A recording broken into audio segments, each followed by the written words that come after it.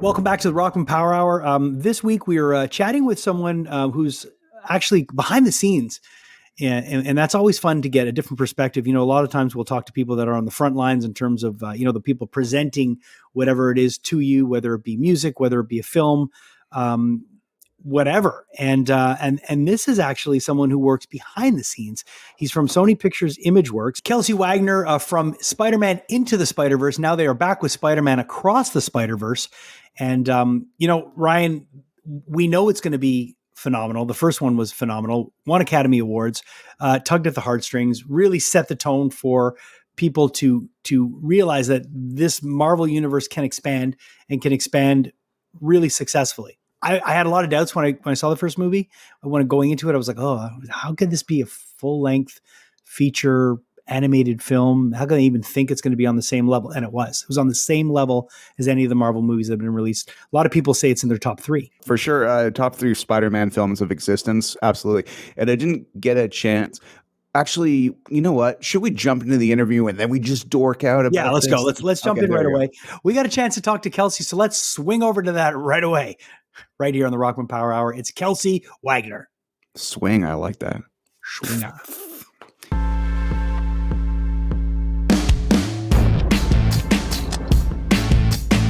Do you like it? Oh yeah, I love Montreal. Yeah, it's the it seriously. I lived in LA for almost 4 years, and it was great when it was in the pursuit of things. But to a place to call home and to bring up kids and stuff is just it's the place. It's just such a fantastic city with great culture, great nightlife. I mean, there's just too many good things to say about it. The winter winter not in the good column, but apart from that. It's pretty fantastic. Where are you originally from? I'm originally from Vancouver. We're actually Vancouver. Okay. Oh, so you're Canadian, so you get it. Yeah, I'm Canadian. Yeah. All right. So I got hired to go to LA for Sony when Sony, right as Sony opened actually in Vancouver. Okay. And I went down in 2010 to work on Arthur Christmas. Yeah. Which was my first film with the company. And I'd done some lower level feature films before that. And sort of cut my teeth at Sony on Arthur Christmas, then got hired to come back to Vancouver, back into Canada to work on Hotel Transylvania 1. Nice. And then I've kind of been largely at Sony ever since. Okay. Maybe like one or two small 3-month breaks in there that I would have filled with other contracts here and there. But for the most part, it's kind of the bulk of my career now that I think about it. Like if I look at my credit list or something like that, it's Sony, yeah. Well, Transylvania was great. I mean, Hotel Transylvania, I remember seeing that with my kids. My kids are 18 and 15, going to be 19 and 16. So that was right in the sweet spot. And, but I got to tell you, we're here to talk about Spider-Man. I'm a big Spider-Man fan, grew up on Marvel. Yeah. And what I found amazing about this movie, the first one, and of course the second one's coming, is that there were people that were saying that this was in their top 3 Marvel movies of all time, which is a huge compliment because I don't know if it's what it is, but as I've gotten older, animation's been harder and harder to keep my attention.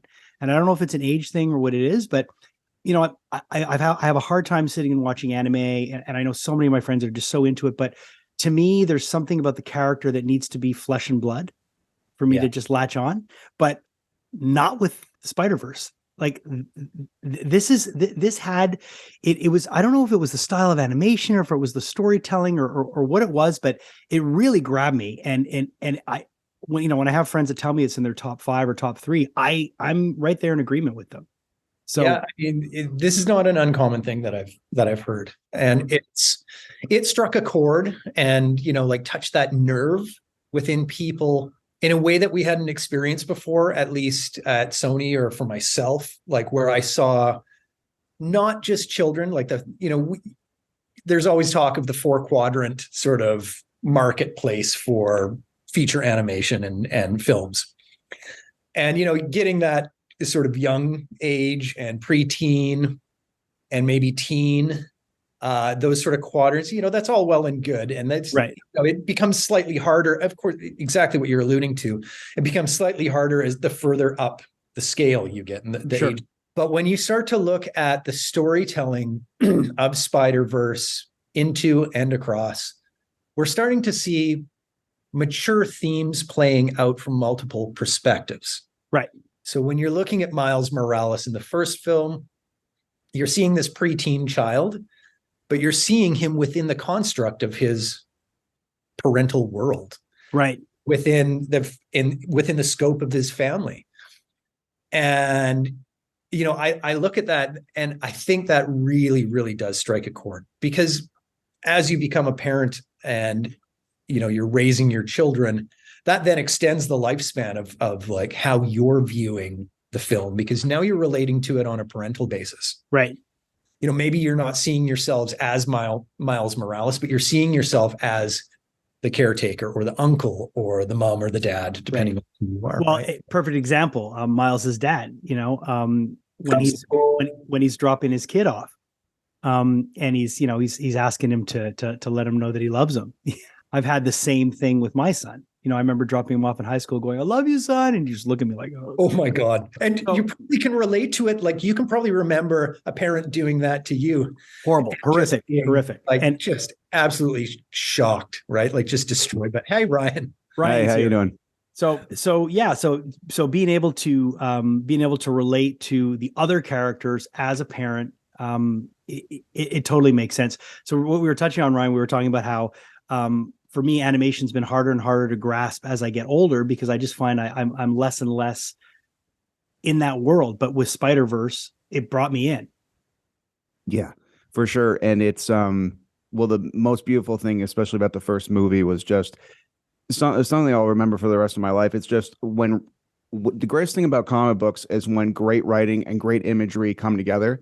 And I find that Spider-Verse especially is and continues to be a celebration of art and what it can be. And I think a lot of people, when they put comic book movies in a box, Spider-Verse comes around and tears that box open. And you have no idea the potential of what this could be. But as true fans and you as an artist, we've always known this. So there's this one key moment in Spider-Verse, especially the first movie, where he hears his dad's voice as he's flying downwards, yet upwards. And it's just like, Miles, you amaze me. And it's just like, oh, it brings a tear to your eye. I know. I'm looking forward to crying more. Yeah. And I mean, those are the sort of chords, what I always look at as authenticity of performance.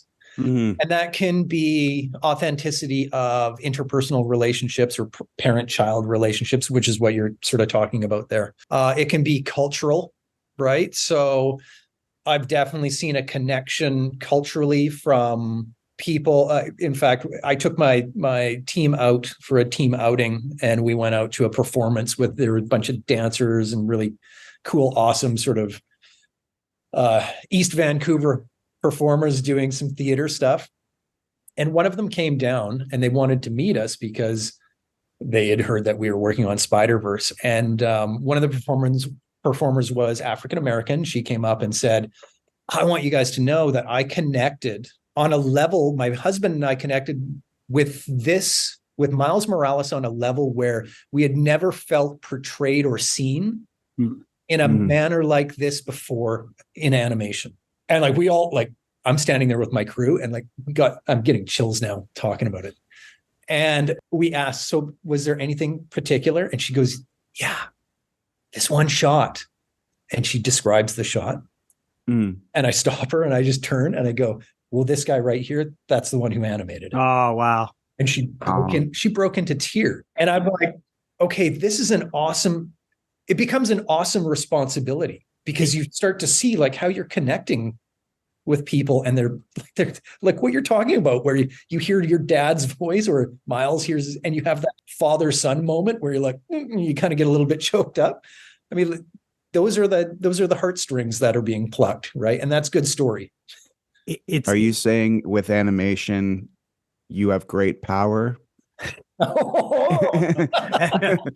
So, and with great power comes great responsibility. It's funny that story you just said.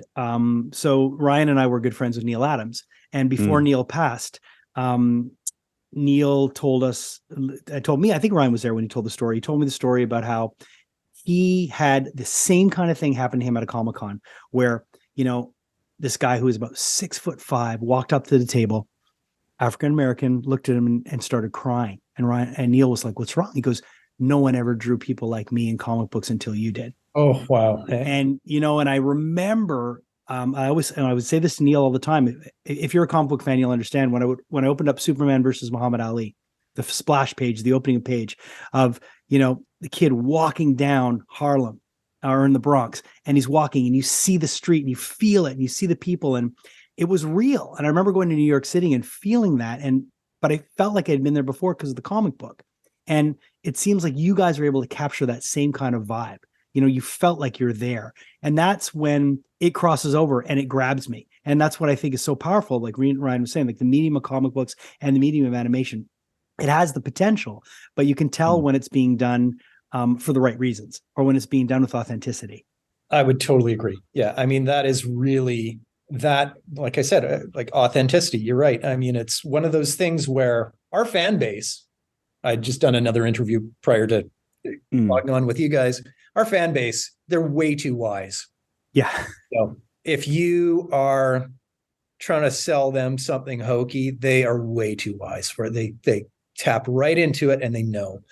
And there is, there is a passive viewer of Marvel films and of Spider-Verse and Spider-Man films. And, sure, there's a lot of those people, and we all love to be entertained and have a popcorn movie. But there is a fan base to Spider-Man specifically in Spider-Verse that rabidly consumes it, does it so passionately. And we have to, you like I said, it is a tremendous responsibility, and we have to honor that. And so that's the approach that we take at every level of production at Sony. So whether that is the initial stages of story, our look dev and design department, our layout department, animation, rigging, all the way through to the very final product with score and everything else, it is all extremely well considered, because you are constantly reminded of that. Yeah. You walk down the street and you see a kid in a Miles Morales Spider-Verse shirt. Like, you're going to disappoint that kid? No, you're going to go to the mat to really fight it out, to make sure that what you've done holds up. And you've also created an incredible crossover with Nike and with sneakers. Oh my goodness. Man, for sure. Those first ones, my son was waiting for them. He got a pair, but man, this next release, I don't know if it's out yet. I mean, it looks almost impossible to get. Have you gotten any of those sneakers? Jordans? Yeah. Are you kidding? If you guys can put together some sort of campaign where you can get me a pair of Jordans I highly encourage it. So you couldn't even get them. Oh man. No, I mean, that's like, wouldn't that be a dream? Like, pay me in Jordans. You're mentioning Miles Morales before. Something that I find beautiful, just as and I'm 39 years old, been a fan since I can remember thought. And it's beautiful that Miles Morales and Spider-Gwen are relatively new characters when it comes to comic book lore. Miles Morales and Gwen have only been around for maybe under 20 years, which, considering they're so embraced in the pop culture ether at this point. And I find that your film truly highlighted to the rest of the world that, us comic book fans already knew Miles Morales was amazing. But now Miles Morales headlines his own video games. Amazing was a pun. Now Miles Morales headlines his own video games. I'm sure Spider-Gwen is on the way. I'd just like to say thank you to you and your team for really, showing the rest of the world that Miles Morales was awesome. Because, those of us who are reading Ultimate Comics already knew that. But I got to ask you, considering, in animation, what really struck me, and I've seen so many films, what really struck me about Spider-Verse, or really sets it apart, is not just the fluidity of different art styles jumping on top of each other like some beautiful collage, but the fact of the matter is that sometimes it almost felt 2D, and to me made that real, because growing up with Rudolph and all that other stuff, as soon as you see 2D animation, you picture in your head, I could reach in the screen and pick him up. So how did that choice come about? Because that's an interesting choice, because other movies that will remain nameless, I'm seeing they're starting to kind of pick up on your cues. Absolutely. Great art is emulated constantly and copied. That choice kind of came about on the first film as a sort of level of experimentation that we were playing with, where we thought, Well, he's going to be shaded and textured and surfaced like a comic book with, stippled and like all the sort of little dots and cross hatching, etc. What would he look like if, rather than putting it on ones, so a frame 24 frames a second, what if we put it at 12 frames per second? We hold every second frame. And that's kind of like started playing with that, right? So now when you're working in 3D and you're simulating hair and cloth, you can't actually do that without exploding the simulation of hair, because it's trying to simulate it like, the head moved from here and now it's here, but then it holds for a frame and then it moves a frame later here. So the hair would be doing this sort of thing through it, because it's like overlapping and lagging. But what we're actually doing behind the scenes is that we're animating it on ones. So it's a traditional, smooth animation, but then we're applying a post process to it, which actually locks and holds the frame. And we can dictate which frames we're holding and for how long. So it becomes a very 2D look and appeal. It creates a sense, like sort of a surreal feel. And I mean, you're connecting with it, so you know exactly what I'm saying. And the wonderful thing about that is that it takes the unbelievable, stylizes it, makes it accessible, which is precisely what you're saying again. And it makes it consumable in a way that, that maybe you wouldn't, that if it were on ones, that it might just be another film. Right. Yeah. That's 100%. I've seen so many films, and I'm just like, as soon as I saw the style, even in the trailer, I'm like, my brain just said, what? Well, even my wife watched it, and she goes, it took me a while to wrap my brain around why this is just different. Something about different, like I don't know if there's something wrong with the TV, if it's glitching, like right, yeah. But really, and it, but then she goes, but once I got into it and I got on board, I was like, okay, I'm really enjoying this. So, it's all, you always remember the ones that stand out. Like even Scanner Darkly was the same thing. Like it stood out because it was different, and it's fun when a film can do that, and especially, I mean, obviously in animation, it's tougher to do because, like you said, everything's being you got to stand away at one point from the pack, and that's hard. That's hard to do. And we even do that within the film itself. Right. Of course. And we're doing it again, and to an even greater degree, because of course, sequel has to be bigger and better. Right. Yeah. And if you or your fans go through the latest trailers and you watch all the characters, you're going to notice one. I'm not going to tell you it's a challenge. Okay. You're going to notice one that isn't on 2s and might be on 3s and might have body elements that are on 4s, still on 3s and offset. And all of that is an artistic choice. So what we're always looking to do, just like in the first film, if you think about Spider-Ham, 2D, from another universe and outstanding, we're doing it again. Right. Of course. And we're just doing it in different ways. And we're doing it with different characters and different looks. There's more side characters than there ever have been. Hashtag spinoff. No. That's what I'm but like, there's just these beautiful opportunities for creating contrast between characters artistically and in manners that do exactly what you're talking about, textural manners, where you're like, oh, that feels different to me. It looks different. I don't know why. And you don't have to be an animator or an animation expert. All you have to do is react with your gut. And when it grabs you and it speaks to you because it allows you to break through a barrier, either mental or emotional or visual, that's art, man. That's that's the beauty of it, right? Film opens up on the 2nd of June everywhere. Thank you so much for taking the time. I appreciate it. And the passion that you put into these comes across when you chat about it. You light up. So it's amazing. Nice. It's nice. I can't believe I do it for a living. But and spectacular. It's pretty, Thanks for taking the time. Really appreciate it, guys. And enjoy Montreal. All right. All right. First of all, just gotta say about this particular one, I love the fact that he, the behind the scenes animators, like the people who work on screen, who never get any recognition. As far as people are concerned, they think, oh yeah, the director did everything, and the editor did everything, and the actors. But there's so many people in animation and involved in the behind the scenes movies. even to the people who work on live action scenes in masks that are about this thick for like 10 hours a day. It's astonishing how many people work in film, whether if it's animation, live action, or whatever. But when it comes to animation, it's insane, and particularly Spider-Verse films and the imagination that you have to have in order to put that to screen is astounding. And it's really cool that animator got that highlight, especially that emotional moment he was talking about with fans. It's really, yeah. And I this movie was different when I first saw it. I was blown away. I couldn't believe how much I enjoyed it.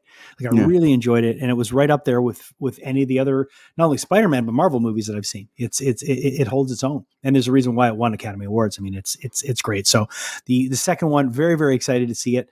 I think we're going to be seeing it very very soon, and if we have an opportunity to see it, we're just going to slam it right into this segment because it makes perfect sense. We'll swing it right into it. Does that make any sense? Yeah. It'll swing into it. It'll be amazing and spectacular. Yeah, I love the way you say that. Amazing. Oh yeah, with my Joker face. Dude, I just got to say, just emotionally speaking about that first movie, it's like it blows me away, and it makes me smile ear to ear that Miles Morales is like one of the most popular comic book characters in the world, and I've always known this, since Brian Michael Bendis created him. And one of the fascinating story about why that came to be is that I believe it was either Mark Bernardin, who co-writes with, who co-hosts Batman on Batman with Kevin Smith. He either wrote this or a friend of his wrote this. It was an article that said, why does Spider-Man have to be a white guy? Right. And it was around the time they were making The Amazing Spider-Man, and they're like, who are they going to cast? It's going to be this. And you just wrote an article just saying, there's a lot of people in New York City who could be Spider-Man. And there was so much backlash. And based on that backlash, Brian Michael Bendis is like, oh, yeah? So Brian Michael Bendis, one of my favorite comic book writers ever. I love Ultimate Spider-Man comic books. I worship them. And then when that's Peter Parker died in the Ultimate Universe, an even younger Spider-Man picked up the mantle, and it was just stunning. And what they did with Miles was miraculous. And not in the sense that but I'm just saying, when you make a new person pick up a mantle, for them to be that embraced. We all remember in the 90s and the 80s when Kyle Radner became Green Lantern and all the shit he took, or when they would change Robins, or we all remember when someone else picks up the mantle, for him to be that embraced. And also, considering we work at Comic-Cons, seeing all the cosplayers of Spider-Gwen for years before this movie, it was the cosplayers that really brought Spider-Gwen to my attention. For sure. And saw there was something to it. And a colleague of ours named Cliff, he was like, oh yeah, no, Spider-Gwen's awesome. And, then when the movie came out and everyone's like, and the entire world, we're talking non-Comic-Con going people, or like Miles Morales, Spider-Gwen, best characters ever. And it's just, to me, mission accomplished, because that's what a movie is, right? 100%. And I think people are going to be really, really blown away when they see this film, because I'm hearing lots of people that have seen it that say it's right up there, and it looks like they're planning so many more. I mean, when we talked to Kelsey, he just kind of hinted at spin-off. And I also really like in this interview that we got to really geek out about the animated process for a lot. And I got to say that, in theory, like you were saying, you were a little apprehensive, like, is this really going to work for an hour and a half? Like, I have seen art get in the way of writing, and I've seen writing get in the way of art. Yep. And when the two can meet and have a beautiful marriage, it's so nice. Well, that's the true genius of what a great comic book is, because I've read some comic books that have amazing writing, but I couldn't get past the art.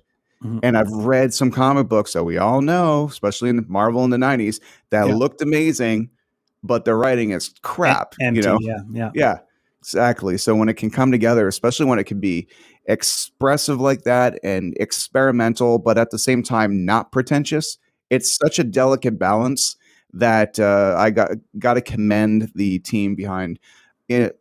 Across the Spider-Verse, Into the Spider-Verse in general. I got to commend them for that balancing act, because I don't know if I could have done that. No, they really achieved something special. They hit a home run, and they come around, that those combinations, those teams come around every once in a while. Like we know them. We've talked about them before.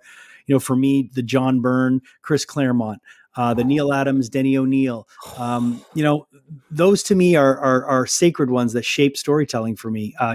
Stan Lee and Jack Kirby. So obviously, the Spider-Verse team have struck gold with this, and let's hope that they continue telling more stories because they're being well received, and we're excited about them. So yeah, I think the style of animation, the style of storytelling, the fact that it speaks to a wider audience than just the traditional Peter Parker, it's a win-win for everybody. So I'm really, really glad we got a bit of time. So thanks to Sony for that, for giving us this opportunity to talk to someone behind the scenes, because it is nice to talk to the people that create these things sometimes and that are there on the front lines, or not even in the front lines, but they are on the front lines, but they're, the people that are there behind the scenes really, really working hard to bring these visions to life.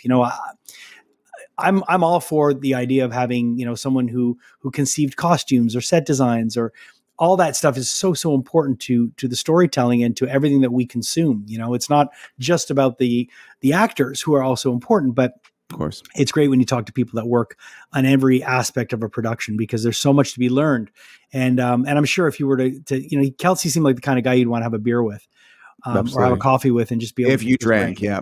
Yeah, exactly. But just to be able to sit down and shoot the shit with him, I could have done that for hours. So thanks for you'll drink coffee, I'll drink beer, he'll drink in our compliments, and it will be wonderful. Yeah.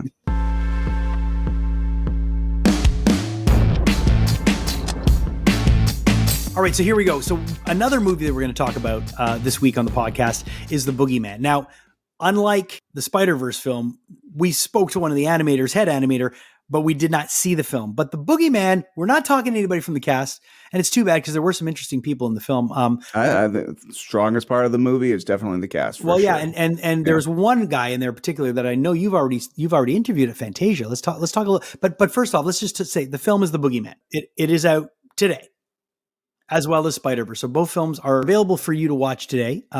We have not seen Spider-Verse, but we have seen The Boogeyman. But before we get too far, let's talk about one of the really positive things in The Boogeyman, and an actor that I know a lot of people know. He's a character actor. He's been in so many things, and he's just great when he's on screen. He sucks the entire life out of the room and makes you focus on him. And let's talk about who that actor is. Yeah, his name's David Desmalchin. And I met him years ago at Fantasia, and I knew his name because he was on Fat Man on Batman with Kevin Smith, and Kevin Smith knew him because of the scene stealing, very small, but it just goes to show there's no small scenes, it's just small actors. There's a very brief scene, but a very important scene in The Dark Knight when Batman kind of captures one of Joker's henchmen and is intimidating him. And it's this guy that's like, he's crazy. And he's like, he said he'd make the voices go away. And it was just so haunting. And from then on, I've seen Dave do tremendous things. Like he played the Russian fellow in the Ant-Man series. Yeah. He was Polka Dot Man in James Gunn's The Suicide Squad. Yeah. The scene stealing role of Polka Dot Man. Like, oh my God. This guy is a problem for actors. And the reason why is because when he comes on screen, you're up against a force. And he was great. I mean, when he showed up, he's not in the whole movie, unfortunately. Like I would watch that guy read a phone book because it'd be the coolest phone book in the world. Same. But but it's brave. And if you're a big David Desmalchin fan, he brings it. Yes, definitely brings it. The scene we're thinking of. Right. Oh man. Yeah. Especially when he stands up. When you see the movie, everybody, even when you stand up, you're like, how tall is he? Jesus. Yeah, no, it's so let's say so David is very, very much a great part of The Boogeyman. Now, let's back up a little bit. It's based on a Stephen King short story. Short story. Right. Yeah, short story. Ryan, I don't like to criticize movies because the thing is, it's art. And art is subjective. Yeah. So some people are going to like things, some people are not going to like things. But the last thing I want to do is shit all over somebody's art, because hours and hours were put into this film. There was a crew of people, probably hundreds and hundreds of people that worked on this film for sure, because it is a major motion picture. I didn't really enjoy it. Okay. I enjoyed a lot of parts of it. I think of it kind of like even an album that's not fondly remembered in the Kiss catalog. It's called The Elder. It's called The Elder. Why did I know you were talking about The Elder? But I can think of 3 or 4 songs that I love on it, like The Oath and are awesome. Yeah. And even I'm Just a Boy. It's really actually a pretty good song. So it's like, it's just, the problem is from beginning to end, there are certain things and pacing issues that I would have taken out to just make a comprehensive, just a more, keep the pace going. And when you start up, keep going. I would have made there's some villainous characters that were just villainous for the sake of villainous without any kind of reason, cause, or like, their involvement happening any sort of like, effect on the end of the story. Mhm. Like when someone like Henry Bowers in It, he's terrible to them as kids, but then Pennywise uses him in this after he's gone crazy and uses him as a physical vehicle to try to kill them later on. Like that makes sense. Yeah. Some of these people are just mean for mean. And but with that, I gotta say, if I'm gonna crap on something, I'm always gonna bring up the positive. Cast stellar. Mhm. Yeah. The acting per se, stellar. The kid actor, awesome. Yeah. Both of them. Both of them, great. The cinematography, very cool. Had some shots that were upside down, was turning around. We're taking some serious. There was some elements with a ball of light that shines around that's lighting up a room because the entire point of the boogeyman is like this creature comes for you when the lights are out. Right. So I gotta say there are certain elements that I really responded well to, and like you said, art is subjective. Every movie that someone hates is someone else's favorite movie. Yeah. For instance, I love Howard the Duck, The Monster Squad, and UHF, both 3 movies that were critically panned financial failures that almost destroyed the careers of everybody involved. And they are the DVDs that I lined up for. Right.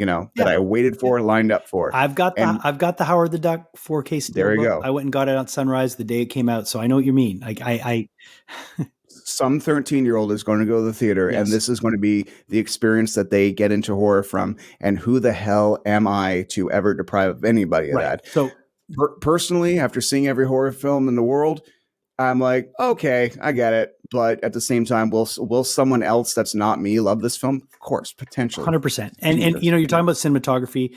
I found that there were a lot of pages that were taken from James Wan's book.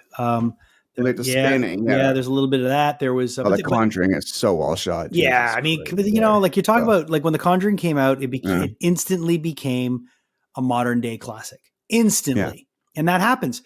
There were moments in the film where I felt like A Quiet Place, like what goes on in A Quiet Place, another movie, instant classic, but Don't Breathe, awesome. Yeah. Oh my God, you seen Don't Breathe? Yes. What, one at least, part 1? Yes. Oh my God, that old man is scarier than Krueger, and he's blind. Right. So you get these, you get these films that set the bar so high. So this was just, it was a bit of a, I don't want to say, it was a bit of a throwaway for me. Like it's a film that I could have seen and I won't remember. Like it's kind of like Psycho Circus. When Psycho Circus came out, I was super excited. I was like, it's the new Kiss record. I went about it, and then, I don't listen to Psycho Circus anymore. Well, Psycho Circus and Into the Void are the cinematography and acting in this film, right? For sure. There you go. Those standout tracks are just like, damn, those good songs. Yeah. So it's out now. I don't really want to give it any kind of rating, but we did see it, and it's available now. So thank you to everyone at Sony for letting us see that early. We appreciate you guys, and Spider-Verse, Oh, more importantly, everybody in the comments, if you do see the Boogeyman and let us know what you think way more than us, sure, let us know, because this is not some sort of taste dictatorship. Like it is a conversation. Oh, 100%. And maybe there's something in there that we missed.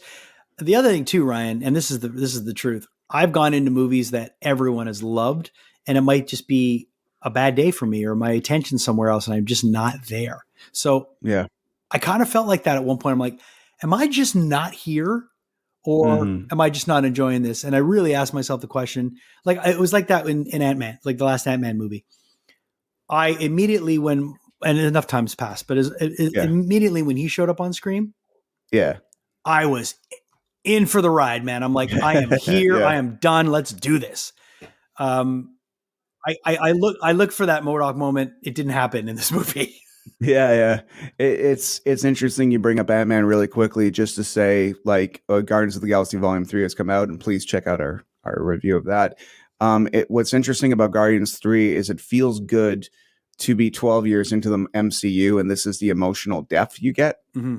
And, everybody was 10 years old who are now like 23 years old. Yeah. This is a movie for them in a sense where it's just like, we swear in this movie, there's some stakes, there's some real they show you some really hardcore reality stuff that you're ready for because you're not 10 years old anymore.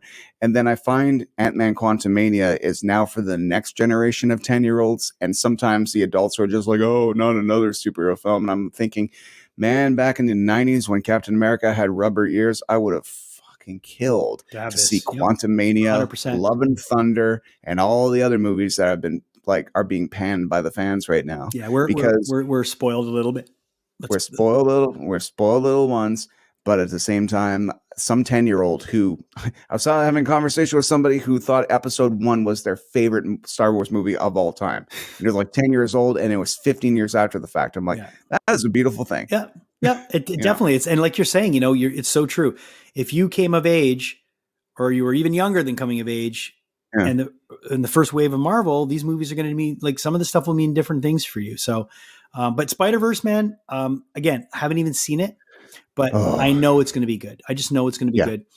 Everybody I know that has seen it have been raving about it. We actually had some friends that went to the premiere this week, and they were raving about it. So, hats off to Marvel for heading into animation and taking these chances. And it was great to chat with our guest this week, telling us all about what goes into animation. So thank you to Sony, because really it was a Sony week, and we appreciate you.